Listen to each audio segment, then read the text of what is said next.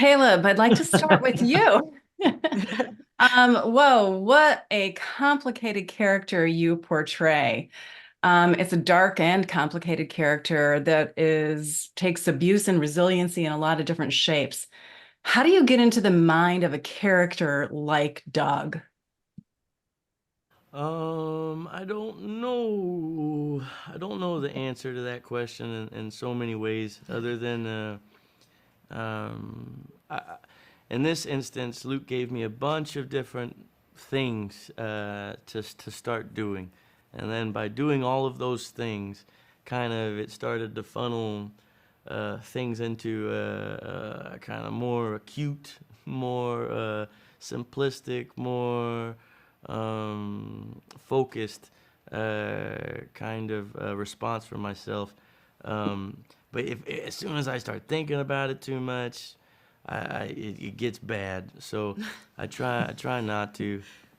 So mostly it was like learning a French song and walking around like this and meeting with a doctor and talking about a bullet in the back of the spine and thinking about pretending.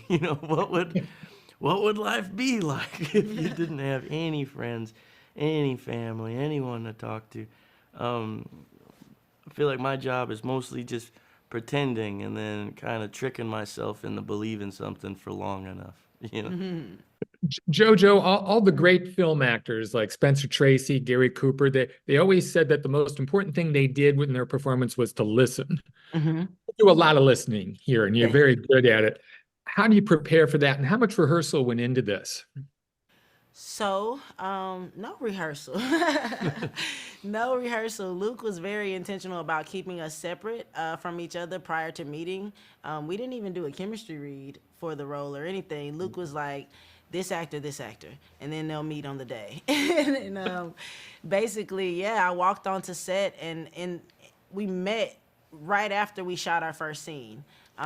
So I met him as Evelyn, and he met me as Douglas, and we shot the scene. And Luke was very like intentional about getting a real visceral reaction to how, because I had no clue what Caleb would look like in his character, like in his costume and Oh things of that my. nature. So he just really wanted me to have a natural reaction to seeing this person in this predicament, and I think it worked really well. Like, but yeah, we didn't meet until after he said cut, and then I was like, I'm JoJo. He was like, I'm Caleb.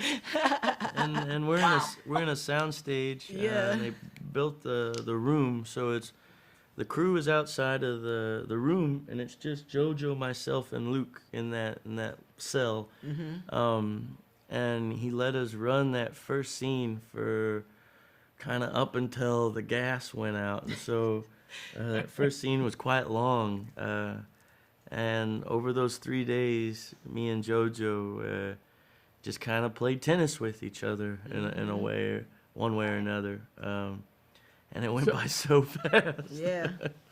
so Caleb, there's been a lot of research on dog therapy and people who've undergone trauma. Did you delve into that at all to prepare, or just go in?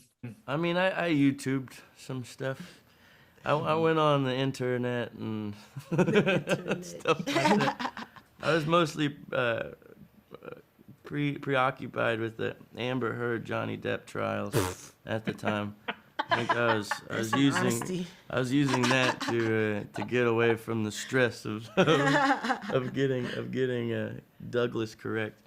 Um, Hilarious. and Luke, his work means so much to him, and so when you work with someone like that, it just instills in yourself more of that feeling. It's not like we're curing cancer or anything like that, and no heroes or anything like that. But the way he works and the way he treats his work, I have a lot of respect for, and I find myself trying to work in a similar way, and I think JoJo, I think you do too, and One quick question for both of you. I know we're running out of time. Did either of you have a dog growing up, or maybe a dog now that's super special to you? Oh, yeah. I have a dog now. I got her during COVID. I thought the world was ending. So, I thought I needed a special friend to be with me. And we survived COVID, and so did my dog. And she probably pissed at the house right now. But she's a 10-pound Yorkie poo. I love her so much. Growing up, I had a dog, but unfortunately, she didn't live in the house. She lived outside, and I begged my great grandma to let me walk her one time, and she saw some dogs through our garden in the woods and drug me through the garden until I had to let go of her leash, and she ran away. But she came back, but not before my grandmother made me feel terrible about the fact that she was probably gonna die in the woods, and her leash was probably gonna get caught on a. Anyway, she came back What kind of dog? right before. She was a chow mix or something like that.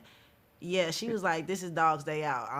This is my opportunity. I'm about to go have a good time." And I was crying the entire time. So. Oh, you poor thing. Well, I'm glad that she came back. I wish we had more time to chat. Caleb, Landry, and Jojo, thank you so much for joining us to talk about Dogman.